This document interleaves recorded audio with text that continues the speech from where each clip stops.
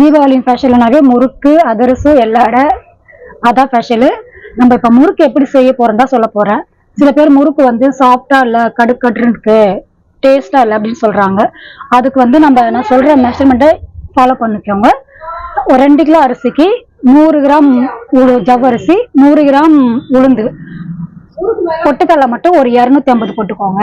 அப்போ வந்து நமக்கு அது இதெல்லாம் சேர்ந்து அரைக்கும் போது முறுக்கு நல்லா சாஃப்டா நல்லா முறுமுறுன்னு கிடைக்கும் உங்களுக்கு.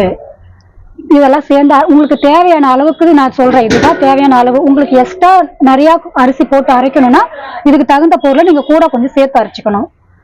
அரைச்சிட்டு நமக்கு இப்போ ஒரு 2 தட்டு மாவு போடுறோம்னா 2 தட்டு மாவு, ஒரு மதுரை மாவு ஒரு 2 தட்டு, பச்சரிசி மாவு 1 தட்டு, நமக்கு சோம்பு எள்ளு ஓமம் இதெல்லாம் கலந்து வச்சிருப்போம் இல்லையா, அதுக்கு தேவையான அளவுக்கு நம்ம கொஞ்சமா போட்டுக்கணும். தேவையான அளவு உப்பு, அதுக்கு நமக்கு வந்து டால்டாவும் எண்ணெயும் சேர்ந்து கலந்து மாவு பிசைஞ்சுக்கணும். அதுக்கு எவ்வளவு அளவுனா வந்து ஒரு குழி எடுத்துக்கோங்க கரண்டி. அந்த கரண்டி அளவு வந்து 3 வந்து எண்ணெய், 2 டால்டா. இதை நம்ம ஊத்தி நல்லா மாவை பிசைஞ்சு எடுத்துட்டு நல்லா சாஃப்டா மொறுமொறுன்னு கிடைக்கும் உங்களுக்கு முறுக்கு செய்யும் போது.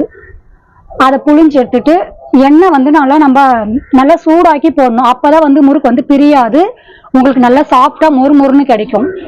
நீங்க சூடே இல்லாம போட்டுட்டீங்கன்னா வச்சுக்கோங்க, அந்த முறுக்கு வந்து ஒரு மாதிரி நீங்க சாப்பிடக்குள்ள அது கடுக்குன்னு தான் இருக்கும். அதாக நல்லா எண்ணெயை வந்து நல்லா சூடாக்கி நல்லா திட்டமான பதத்துல போட்டு எடுக்கணும் முறுக்கு. அந்த மாதிரி நம்ம போட்டு எடுக்கும்போது நல்லா முறுக்கு உங்களுக்கு நல்லா சாஃப்டா மொறுமொறுன்னு கிடைக்கும். கண்டிப்பா நீங்க இந்த முறுக்கு செய்யும் போது கண்டிப்பா இந்த டிப்பை ஃபாலோ பண்ணி செய்யுங்க. நல்லாவே உங்களுக்கு டேஸ்டான முறுக்கு வீட்டுல நல்ல சுவையா கிடைக்கும் வீட்லயே.